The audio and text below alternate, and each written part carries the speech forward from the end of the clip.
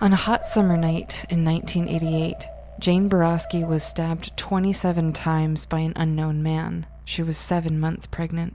My name is Jane Borowski. I survived, and I remember everything. Jane is the lone survivor of a serial killer. I'm your host, Jennifer Amell, and this is Dark Valley. Join us in our search for America's unknown serial killer. Subscribe to Dark Valley. Out now.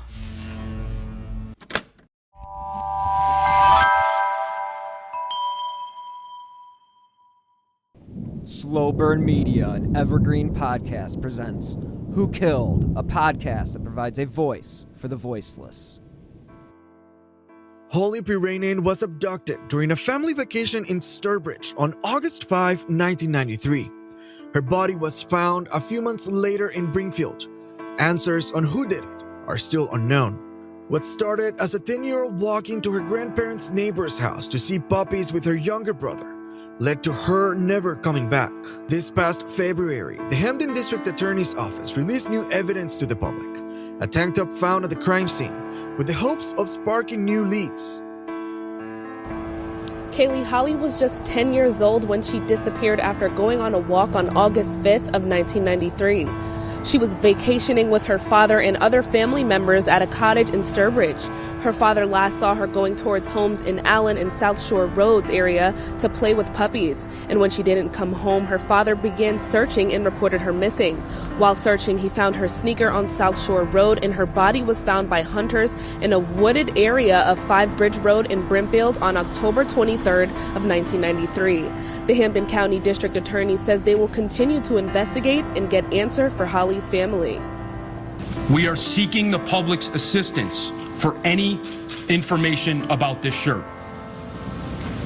We are interested in determining who owned the shirt, its origin, or places where it was known to be sold, anything about its manufacturer, or any information regarding its association with the area where Holly was found in the 5 Bridge Road area of Brimfield. 10-year-old Holly Piiranian is always in the hearts and on the minds of her family, even decades after the horrific crime that still haunts her aunt, Carla Jackman, to this day. I think she's watching over us, and it might be just about time that we get some answers. Holly disappeared back in August of 1993 while visiting her grandparents in Sturbridge. Her remains were found months later in the woods of Brimfield. Her family can't comment on any specifics. Investigators will only say there are persons of interest in the case, but will not get any more specific. Of course, all this after Holly, with her brother, went to see some puppies in the Sturbridge neighborhood where she was staying with her grandmother in the summer, August of 1993, and she never returned home. Investigators again looking for the public's help. Reporting live from the DA's office in Springfield, I'm Beth Germano, WBZ News. State police found a white tank top with a blue, purple, and pink-colored Boston motif on the front, which is the item of interest in the case.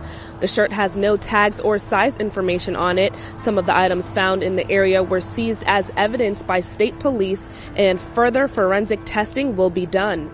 And the DA is asking for the public's help for any information on this shirt as far as where it was sold and its manufacturer. Working for you live in Springfield, Kiara Smith, 22 News. Well, it is a case that has never gone cold for the family of Holly Piiranian, who would have turned 40 years old last month. Today, investigators renewed their call for the public's help with this investigation. Hello and welcome to this week's episode of Who Killed. I am your host, Bill Huffman, and this is a Slow Burn Media, evergreen podcasts, and killer podcast production. On this week's show, we're going to look back at a case that occurred 30 years ago. And we are approaching the 30-year anniversary of one Holly Piiranian, who was abducted, as you heard in the news clips at the beginning, in Sturbridge, Massachusetts, while she was on vacation with her family. And it's a pretty tragic case that has seen some ups and seen some downs, and there is no specific suspect named at this present moment, but there are some interesting things out there that may provide some hope. So take a listen to this week's episode of Who Killed Holly Piiranian, and take a listen to the press conference at the end where the DA asks for the public's help. I will provide that as well as a link in the show notes. So take a listen. Again, this week we are focusing on the case of 10-year-old Holly Piiranian, who was abducted in Massachusetts. So this is something that we should all pay attention to because we all want to see resolution in all of these cold cases. So it's something to keep an eye on. And this week's episode deals with the death of a child, so listeners, beware. The case involves a family vacation, an innocent trip to see puppies, and a disappearance that would rock a small town. You don't know who could have committed this crime. It could be anybody. This is one of those cases where you don't understand how investigators reach their conclusions without a conviction. Do you have a prime suspect, and why? This episode has evidence that will help you decide who killed Holly Piiranian.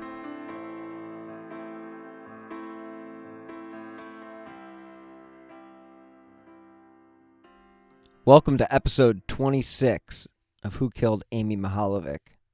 And as I mentioned before, this case this week is Who Killed Holly Piiranian. And as a message to the listeners, if you haven't listened to last week's episode on Molly Bish, I strongly recommend listening to that show before you dive into this week's case. The two cases are not technically connected, but there is a belief amongst the true crime community that they must be. And I'm not going to say I'm officially one of those people, but it is highly coincidental that two murders would occur so close to one another, but not be connected. Despite the warning, here's a quick recap about what I covered last week. So, Molly Ann Bish was 16 years old when she disappeared while lifeguarding on June 27th, 2000 at Cummings Pond in Warren, Mass. After an exhaustive search that involved police dogs, helicopters, and satellite imagery, there was no sign of Molly. Police divers searched the pond and the surrounding woods. However, Molly wouldn't be found until almost 3 years later when a hunter passing through the woods in the Whiskey Hill area of Palmer, Mass., located just about 5 miles from the Bish family home, spotted a blue bathing suit matching the description of the suit that was last worn by Molly. Police had several people of interest in Molly's case, but her case remains unsolved today. But 7 years before Molly Bish was abducted, another young girl was kidnapped and killed in the same area. And that's what this week's case is going to focus on, the case that happened 7 years before Molly was abducted. Forensic evidence does exist in this case, but the case technically remains unsolved. So listen to the evidence, and maybe you can decide who killed Holly Piiranian. So today's case takes us back to the summer of August 5th, 1993 in Sturbridge, Massachusetts. 10-year-old Holly Piiranian was on family vacation visiting her grandmother when she was abducted in the middle of the day. She was a typical young girl with blonde hair and blue eyes. She went with her brother to visit some puppies, and walking down South Shore Drive in Sturbridge to the intersection of Allen Road. Her brother ended up returning to the cottage, but Holly had disappeared. As the situation became clear, the search teams were deployed. Divers searched the South Pond, helicopters circled a 3 to 5 mile radius, and everybody was on patrol. It was after a weekend of all-out searching that the hard truth was really set in. This wasn't some kind of accident and was most likely the worst-case scenario, an abduction. Along with speaking to local sex offenders, authorities set up roadblocks and were searching every vehicle as it left the area. Holly's family used pink ribbons to try and keep the hope of Holly alive. And when you cover these cases, you can become jaded until you realize how many times these ribbons, yellow, purple, white, can be used as a symbol of hope. And the disappearance of Holly in the heart of summer really did baffle this quiet community of less than 10,000 people. And the reason why that I brought this case up this week is because the cases of Holly and Molly have been discussed together for a few reasons, but the biggest of those is because of the proximity of the towns where they vanished. And there's similar features and ages, but they were 6 years apart. But there are two eerie twists in the case. The first twist is that while Holly was missing, Molly Bish actually wrote a letter to Holly's family stating her despair over the case. And this is actually what she wrote. Quote, "I am very sorry. I wish I could make it up to you. Holly is a very pretty girl. She is almost as tall as me. I wish I knew Holly. I hope they find her. Molly Bish." It was probably some sort of class activity that sent those letters to Holly's family, but the irony is definitely there. So I can't blame anyone for picking up on the fact that two girls who communicated while one was missing are both now abducted and murdered. It's definitely the elephant in the room. But to say that anyone involved in the case would have known that information is a stretch, and a massive stretch at that. By Friday, the search was massive, with as many as 500 volunteers from as far away as New Hampshire, all plodding through the woods. Officials said there were no signs of foul play, but they could not rule out the possibility that the girl was abducted. The father, Richard Piiranian of Grafton, issued an appeal in the case to anyone who had kidnapped Holly. We're begging anyone with any information if they could just let us know where she is. Just a couple of facts about Holly. She was a typical 10-year-old. She was born on January 19th, 1983. Like most girls during the 1980s and the constant field trips to SeaWorld, she wanted to be a marine biologist. But she was also a water girl, and according to her grandmother, she was always in the water. According to her mother, Holly was a bright child and she excelled in science, and she loved animals, but she was also a typical older sister to her younger brothers and would always look after them. On the day that Holly went missing, Zachary, Holly's little brother, had gotten scared by the sight of a larger dog, and that's when he ran back to the family home. And that's when family realized that Holly wasn't with him, and that's when they went out looking. Holly's father, Richard Piiranian, reported his daughter missing at 11:45 a.m. It was when Zachary, Holly's little brother, had returned home without Holly that the alarm bells went off, and the family immediately began searching.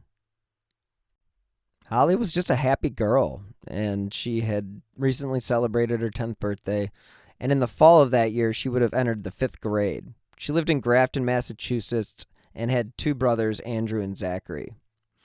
According to the 1990 census, Grafton's population was approximately 13,000.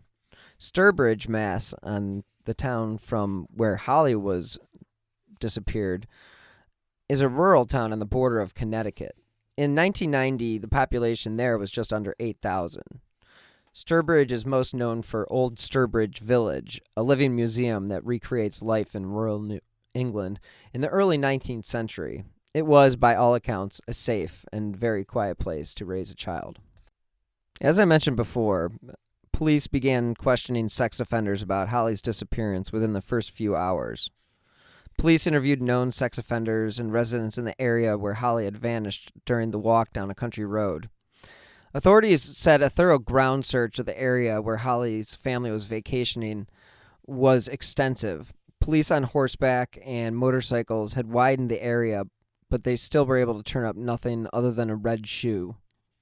State Police Lieutenant Timothy Hackett said at the time, police were interviewing and re-interviewing neighbors of Holly's grandparents. As I had mentioned before, Holly and her brothers and father were vacationing at the grandparents' cottage in the South Pond area. Quote, "There is an intense criminal investigation going on," Hackett said at the time. Now, while police were doing their thing, Holly's father, Rick Piiranian, was trying to find answers on his own. Quote, "I'm trying to focus on just for the today, limit and trace down any leads and see if anyone might help."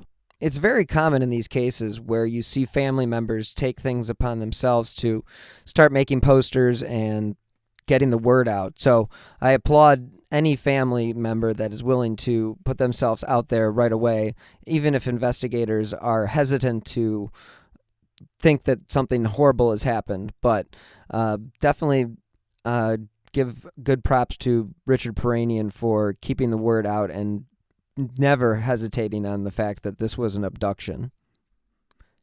Tina Harrington had been divorced from Richard Piiranian for a while, but she made a televised plea where she was crying and said, quote, "Holly, if you can hear us, please be strong." Police even questioned a man that they had seen on the bridge, searched his brown pickup truck, but they also said that he was not a suspect in the girl's disappearance. The search continued to grow. Police and volunteers from 3 states began searching for Holly. Initially, police were unsure if Holly had been abducted or she was just lost or injured. 2 canines had been brought in by the Connecticut State Police to look for Holly, and they focused on the heavily wooded area where her shoe had been found. Divers, as I mentioned, searched the nearby South Pond, and as I mentioned earlier, too, that helicopters were used to search for any sign of Holly overhead. And as the weekend stretched on, police announced they believed that she had been a victim of foul play. Authorities continued to interview residents, question local sex offenders, set up roadblocks, and sort through the 100-plus tips about Holly. Police, volunteers, and Holly's family distributed hundreds of missing person flyers and hung pink ribbons across town. Just a week after her disappearance, Holly's case was featured on the infamous America's Most Wanted, which apparently in 1980s television was a rite of passage. Around 3:15 p.m. on September 7th, there was a tip that came in of a woman reporting that she had seen a child that fit Holly's description on the New York State Thruway. And apparently she was in a Dodge Omni or Chrysler Horizon with possible Vermont license plates, driven by a white man in his mid to late 20s. And I'm reciting this from a description in an article, and she described him as a man in his late 20s with a receding brown hair, with a bushy mustache, with wide, buggy eyes. Now, she stated that the car was about 10 years old and had rust along one side of the vehicle. The sighting was pertinent enough that the Seneca County Sheriff spent days checking motels, state parks, and roads for Holly, but they were unable to find anything. So just like that, Holly's case quickly went cold. We need someone to come forward who can place these individuals in the area at the time that Holly disappeared. And I can't specify their names because they haven't been formally charged yet. The location where these crimes took place make some people believe that Holly Piiranian and Molly Bish's cases are definitely connected. As I stated before, I find it ironic that 2 murders occurred in a small town within a few years, but I'm not about to make the leap to say that they have been killed by the same person. During the search for Holly, Sturbridge, Massachusetts became overrun with people wanting to help. This can be a good thing and this can be a bad thing, but in this case, the more bodies, the better. So, as Holly was missing, searchers could only find traces of evidence, such as the sneaker that I had mentioned before. And obviously they went on America's Most Wanted with hopes that John Walsh would be able to get the story out nationally and bring attention to the case. Her mother, Christina Harrington of Grafton, sent a desperate plea to Holly and her possible abductor. Quote, she said, "We are all still looking for you." State police said another wooded area was being searched, but it was not far from where Holly was last seen. They ended up searching swampy areas and found nothing. Holly's father, Richard Piiranian, has expressed confidence in the investigation and the fact that his daughter is still alive because they haven't found anything that made him think anything different. At the time, Holly's disappearance was the largest and most expensive search in Massachusetts history. only to be eclipsed by Molly Bish 7 years later. As the massive search was underway, it was conducted by local and state police, sheriff's departments, and units from Connecticut and Rhode Island. So needless to say, there was a lot of cooks in the kitchen. According to MassLive.com, the search began with 80 police officers and volunteers, reached 350 by the next day, and 500 plus by the end looking for Holly. But despite all the resources at their disposal, the searchers weren't able to find anything. I can only imagine what the first few hours for any family with a missing child can be like, and how excruciating those hours can be, because those hours turn into days, and those days turn into weeks, and then months. And then one day, just like that, the search is over. On October 23rd, 1993, Holly's remains were found by hunters in a wooded area off Five Bridge Road in Brimfield.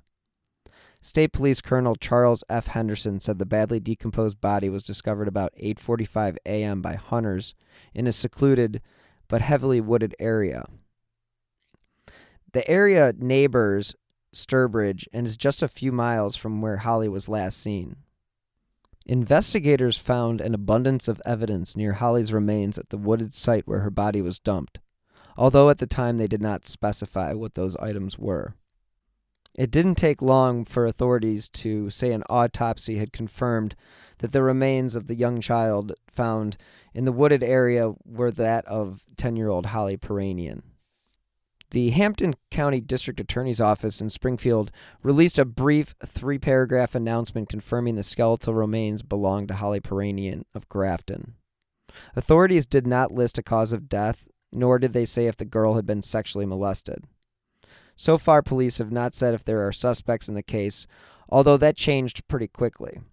Holly's dad, Rick Piiranian, said investigators told him that Holly had not been shot or stabbed. And Rick Piiranian said, "I hope she didn't suffer. I hope she's at peace now." It did not take long for the news everyone feared began to spread. District Attorney William Bennett released a statement.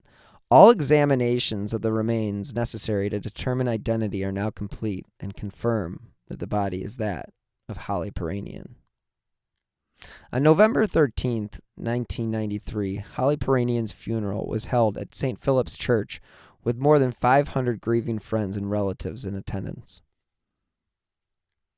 And now that Holly's body has been laid to rest, I'm going to start getting into some of the suspects.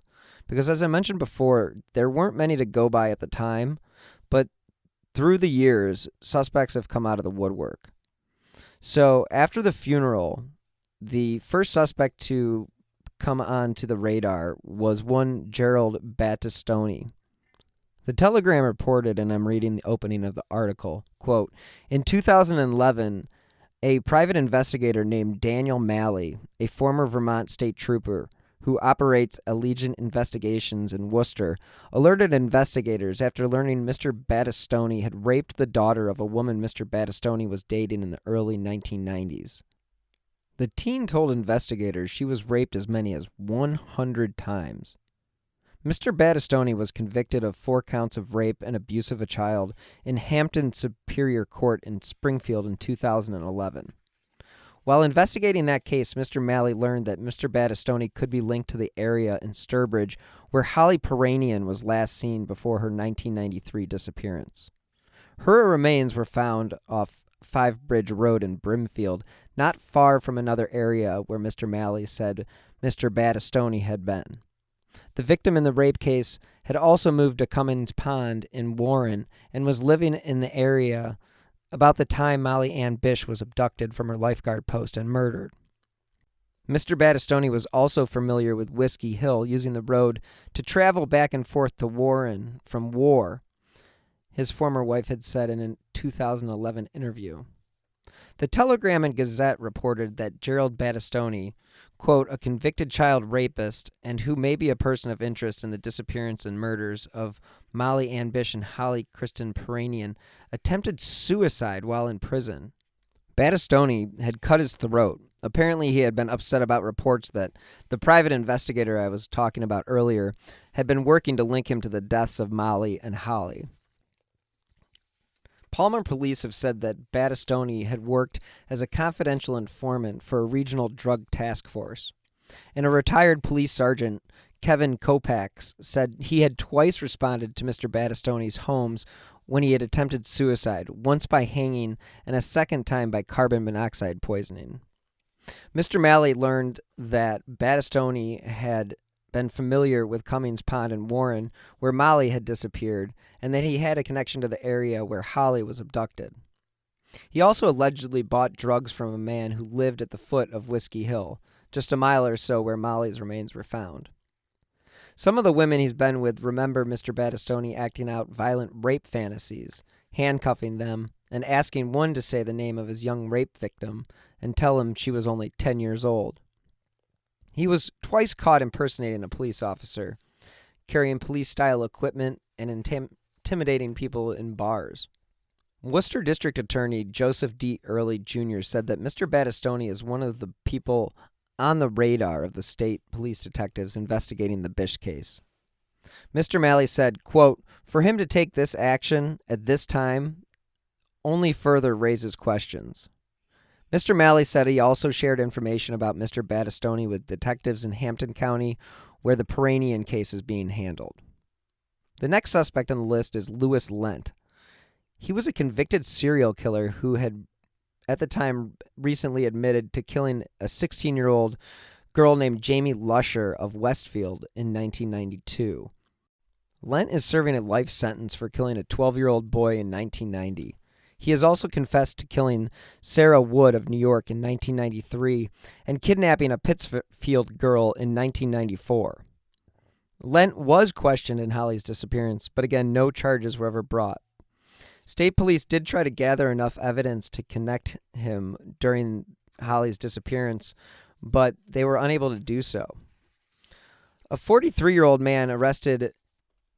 So far, Lent is a suspect in the murders of at least 4 children, and authorities say they have not ruled him out as a suspect in the disappearance or murder of 4 others, including Sarah Pryor, 9, of Wayland, Mass., who disappeared in 1985, as well as the subject of this week's case, Holly Piiranian, 10, of Grafton.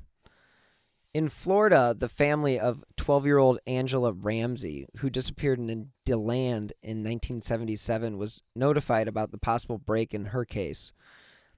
Lent had lived in the DeLand area in 1977. So needless to say, this guy was a convicted child killer that had been in the area of Holly's disappearance, as well as in the area of DeLand, Florida, for another 12-year-old murder.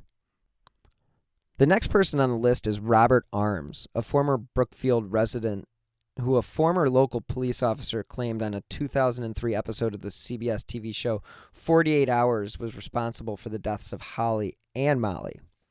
The most alarming thing that Arms did occurred shortly after Holly disappeared. He approached the family and volunteered to search and raise money. Arms is a day laborer from Sturbridge who's since moved to a neighboring state. McGowan said that, quote, "I think that he's involved with Holly Piiranian. I'm not sure about any involvement with Molly Bish, but I'm absolutely sure about Holly." McGowan says Arms knew the area well and acted suspiciously after Holly's murder. A couple things that stood out to him said he bought a new pair of boots the same day that she was abducted. He had junked the car that he had been driving during the time. And McGowan says, quote, "He knew about physical evidence. He wanted to get rid of it." In another strange move, Arms went to the press and declared himself a suspect and denied any involvement. Quote, "I have a clear conscience. I don't need to confess to something I didn't do to have a clear conscience."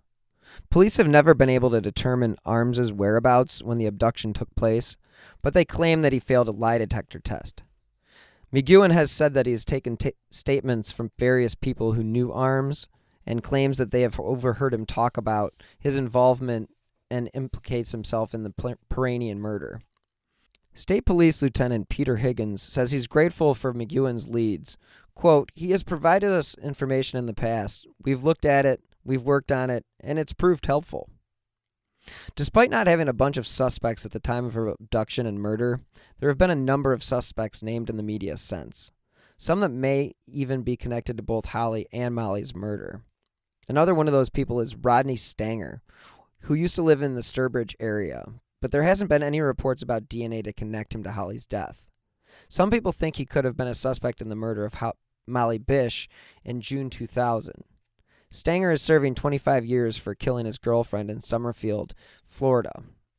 Rodney Stanger was a 64-year-old native of Southbridge, Mass., who was living in the area at the time and emerged as a person of interest in 2009. Stanger abruptly moved to Florida following Bish's disappearance. And as I mentioned before, he is now serving a 25-year prison term for the murder of his live-in girlfriend, Crystal Morrison. It was during the clean-out of Stanger's home in Florida that inside a kitchen cabinet, they found a wallet that contained a Massachusetts firearm identification card with a photo of Stanger that looked like the sketches made of the suspicious man seen hanging around the pond the day before Bish had vanished. The FID card was renewed just 2 months before Bish's disappearance from Cummings Pond in Warren, Mass. Quote, "He looks just like the sketch," the worker told the Worcester Telegram and Gazette. "It's him. I have no doubt it's him." The wallet has held Stanger's birth certificate, which listed Warren, Mass. as his birthplace, as well as a Massachusetts fishing license, as well as some keys to a safety deposit box. Stanger was already a person of interest in the Bish case, partly because of a tip, but after Morrison's death in 2008, he had become much more of a focus. But again, no charges have ever been filed against Rodney Stanger. Another person of interest was Robert Burno, who had accosted a jogger and was arrested. Robert Burno's brother, John Burno, had a seasonal campground, a Yogi Bear campground at that, in Sturbridge, Mass. So it's very possible that Burno could have been familiar with the area and may have spent time hunting or fishing around that locale. Robert Burno has a lengthy criminal record that included charges of assault and battery. But despite the circumstantial evidence connecting these suspects, no one has ever been charged in either Holly or Molly's crimes. Authorities needed a break. And in 2012, they thought they hit the payload. The DNA, or any DNA for that matter, is usually enough for a conviction. It was supposed to be the beginning of the end, but that press conference was 7 years ago and still nothing. But what you have to remember when you are dealing with skeletal remains of a child or an adolescent, there are enough things and enough time has passed that the remains may have been so decomposed that what you're actually collecting is just bits and pieces. So the most interesting turn of events came in early 2012 when a Hampton district attorney held a press conference stating forensic evidence tested had been tied to David Poulat to the scene of where Holly's body was found. He was from the Springfield area and was living in the area when she disappeared. Poulat had died at the age of 49 in 2003. So in 2012, authorities were looking into a connection between Poulat and an item found near Holly's body. Now, all of these leads, and police say there still isn't enough to charge anybody for her death. According to an article by Dave Smith on January 3rd, 2012 of the International Business Times, Richard Piiranian said, quote, "We were always told we'd probably be waiting on the forensic technology to get better.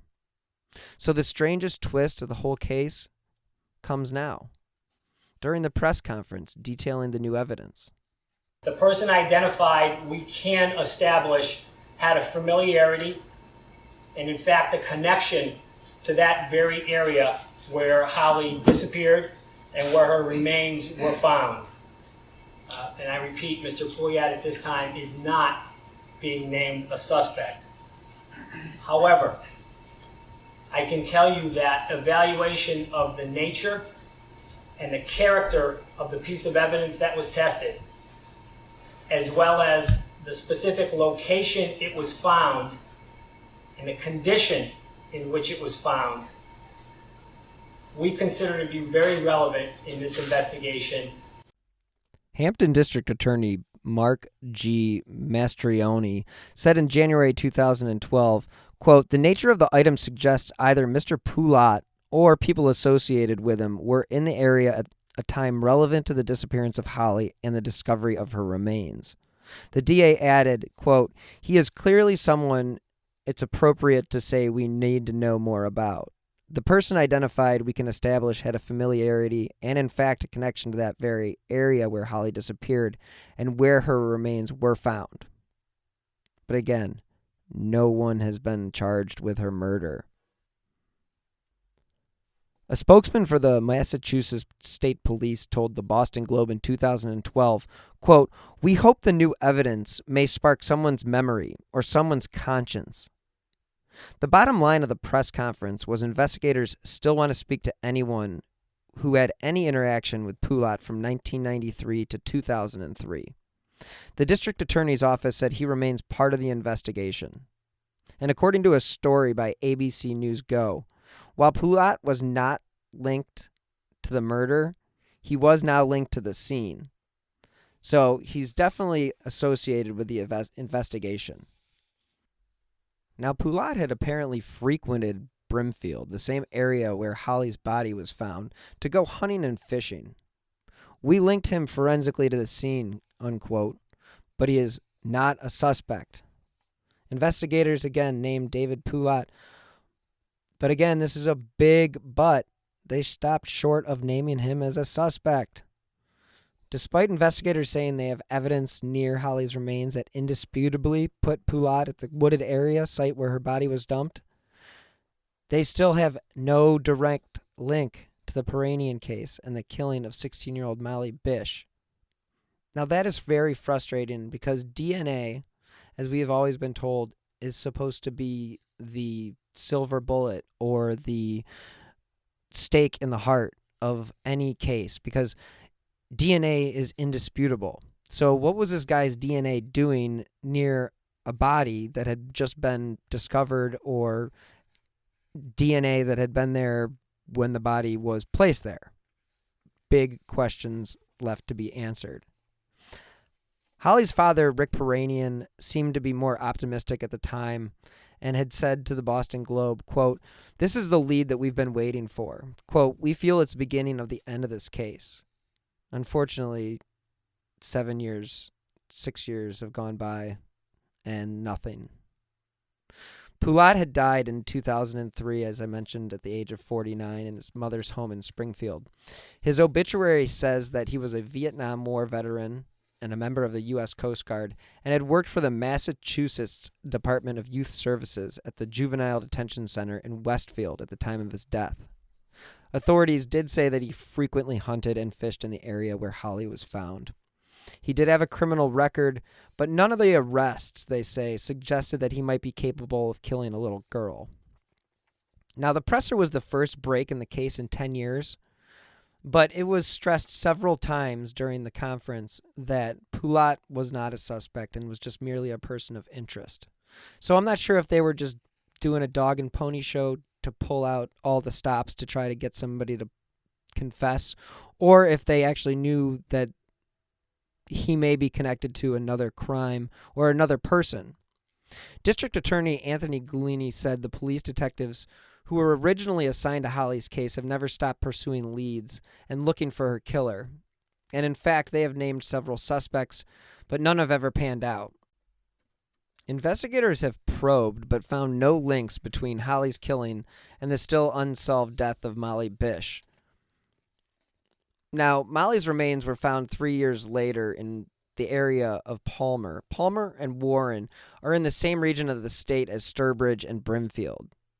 So when I was digging around web sleuths, I came across a post mentioning the Connecticut River killer and how he may be a good suspect in the case of Molly Bish.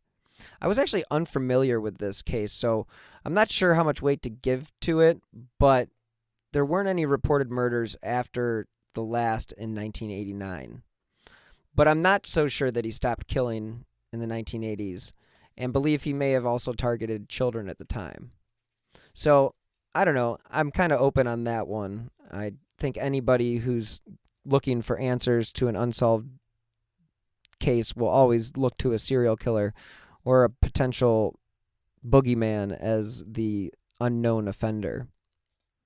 So Holly was most likely a victim of opportunity, and the offender most likely lived or traveled in the area.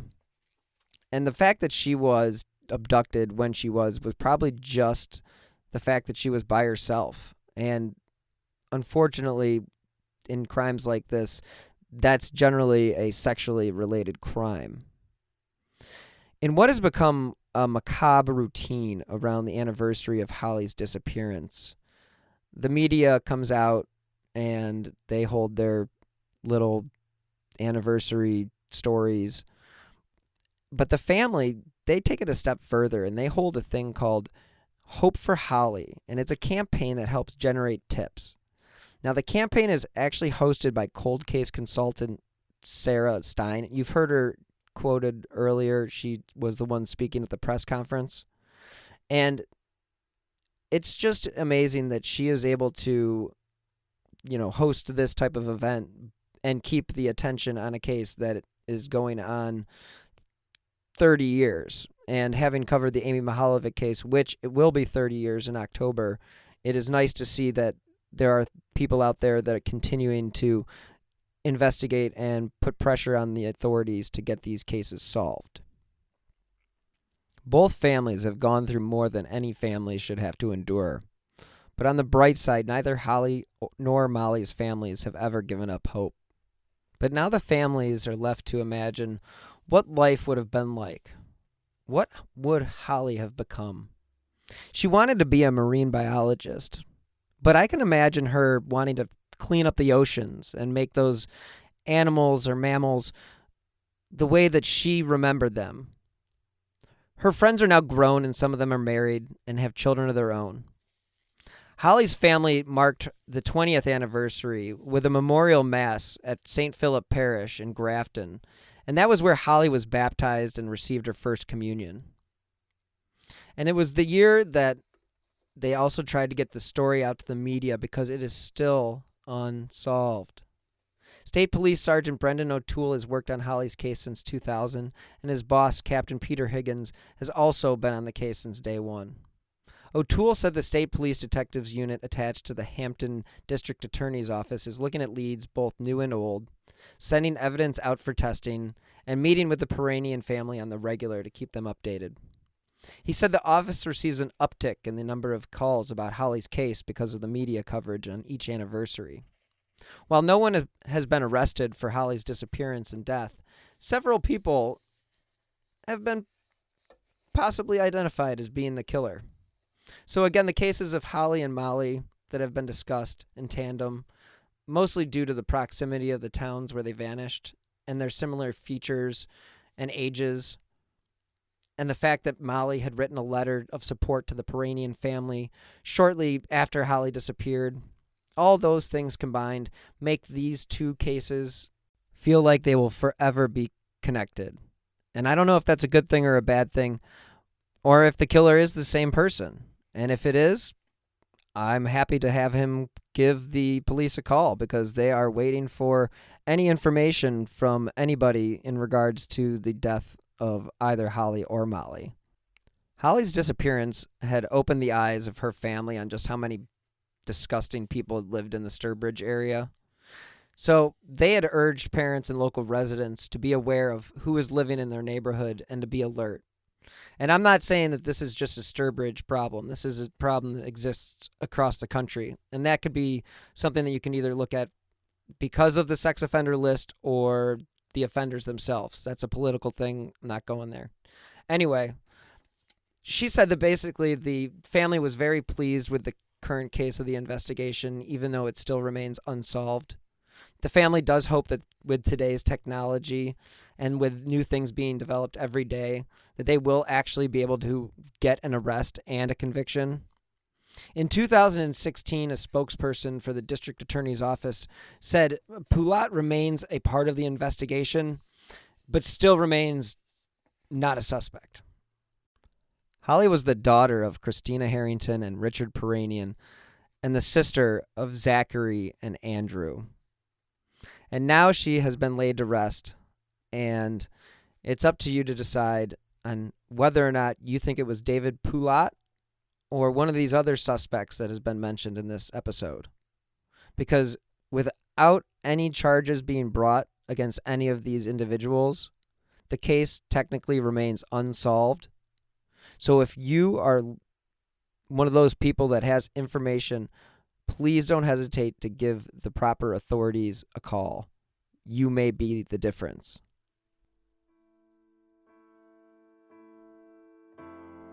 Thank you again for listening this week. If you have not subscribed yet, please do. As a reminder, this is an independently produced podcast. So if you'd like to help keep the lights on and the recorders running, you can support the show by clicking the donate button on the right side of whokilledamymihalovic.com or via the Venmo app with my username at BillHuffman3. Any amount is appreciated, and as I said before, it does help keep the recorders running. If you want to stay up to date on the Amy Mihaljevic case or any other case that I have covered, you can follow me on Twitter at BillHuffman3. If you do enjoy this podcast, please leave a 5-star review on Apple Podcasts or wherever you listen to podcasts. That will help support the show and help keep cases like Amy's, Holly's, Molly's, and Shakira's in the spotlight. Anyone with information about Holly's murder is asked to email thomas.w.sullivan3@massmail.state.ma.us. I will put that in the show notes. Or call the Hampton County State Police Detective Unit at 413-505-5993. People are welcome to text information to crimes, that is 274-637, with the subject line, Solve Holly Piiranian. A $40,000 reward is being offered for information leading directly to the arrest and conviction of the person or persons responsible. If you have any information regarding the case of the 16-year-old Molly Ann Bish that I covered last week, you can contact the FBI at 1-800-CALL-FBI or the Massachusetts State Police at 1-800-808-9677. And please don't forget, October 27th will mark 30 years Amy Mihaljevic's case has remained unsolved. If you have any new information in regards to her case, please contact the Bay Village Police Department at 440-871-1234. The FBI is also offering a reward in that case up to $25,000 for any information leading to the arrest and conviction of the individual or individuals responsible for the death of Amy Renee Mihaljevic. So again, anyone with information concerning any of these cases, your contact is 1-800-CALL-FBI. Thank you so much for listening. Until next time, as always, stay healthy and be safe. I thank you all for being here. I recently stated in a public update on an unrelated, unresolved homicide case, as district attorney along with my team, we never forget victims of homicide. And more important, we work on these cases until justice is served. It is our mission to deliver justice for these victims and their families. For all of us involved, it is a solemn and deeply meaningful obligation. In this endeavor, we work as many hours as we can devote. We spare no expense. We deploy only the best investigators and resources, and we employ the latest technologies. However, in many instances, we cannot do it alone.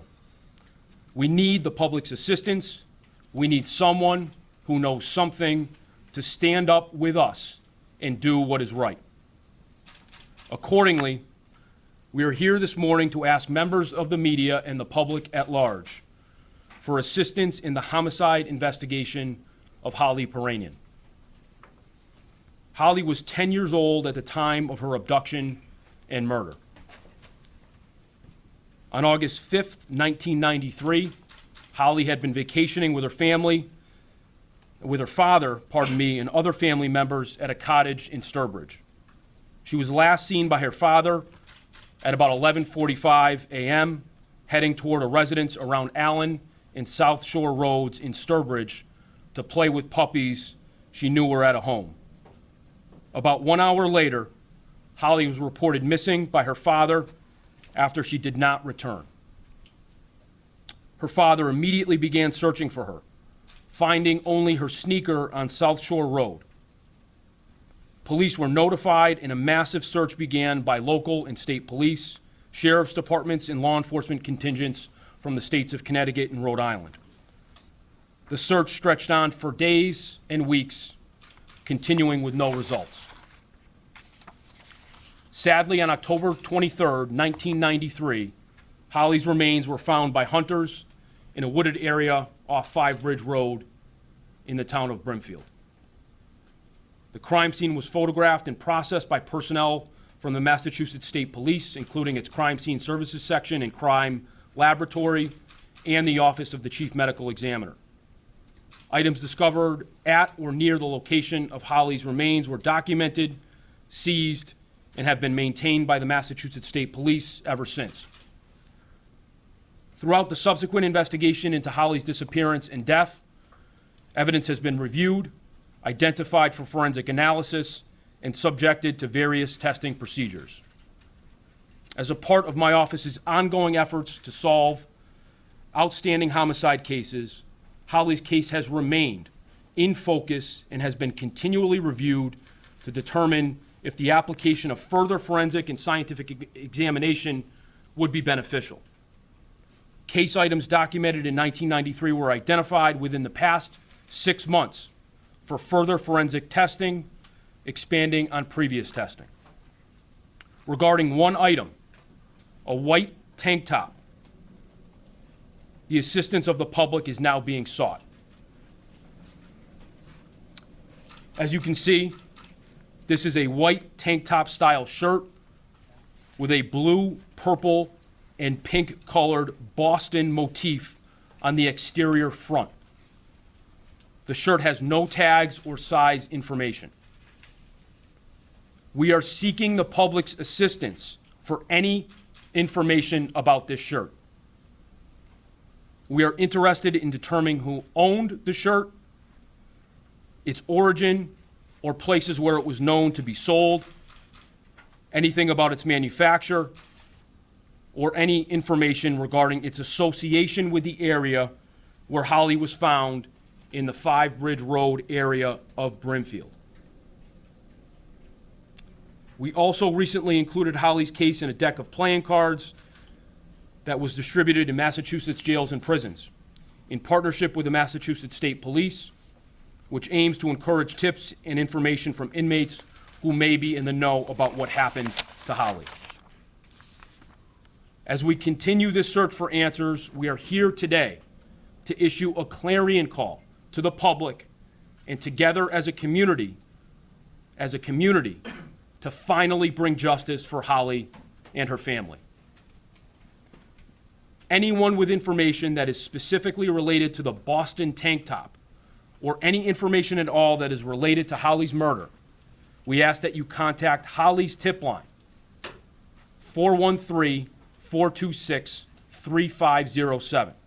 You can also use text-to-tip by texting the word crimes, numerically 274637, and type the word solve into the body of the message, followed by your tip. Just a couple weeks ago, on January 19th, Holly would have celebrated her 40th birthday. For nearly 30 years, the Piiranian family has been coping with this unimaginable tragedy. Throughout that time, law enforcement has never stopped working to bring justice for Holly and her family. Today, we continue to urge members of the public who have any information to please contact us.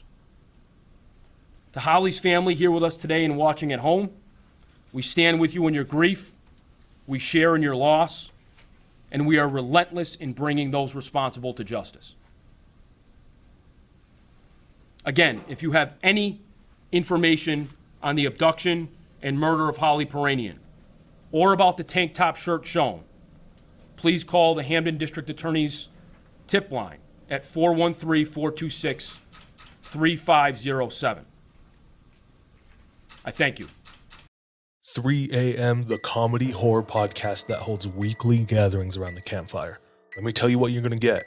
You're going to hear stories about demonic possessions, prison stabbings, skinwalkers, glitches in the Matrix, cult leaders, missing 411, night marchers, Operation Paperclip, Mesopotamian devil worship, and so many monsters it'll give Kanye West a runaway for his money.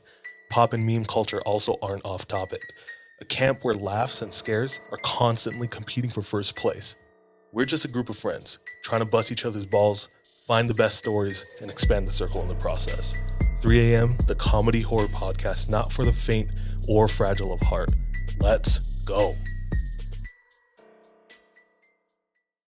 You might be surprised to know that not all serial killers are straight cisgender white men, and the victims of true crime are not a monolith either. She's Wendy and I'm Beth, and together we host Fruit Loops Serial Killers of Color, a true crime podcast. Together we take deep dives into the true crime stories about marginalized and minoritized perps and victims that often go untold. We also provide the context and nuance that these stories deserve. At Fruit Loops, we're serving up true crime with a side of history, society, culture, and some fun. Listen to Fruit Loops Serial Killers of Color on Spotify, Google Play, Apple Podcasts, or wherever you get your podcasts.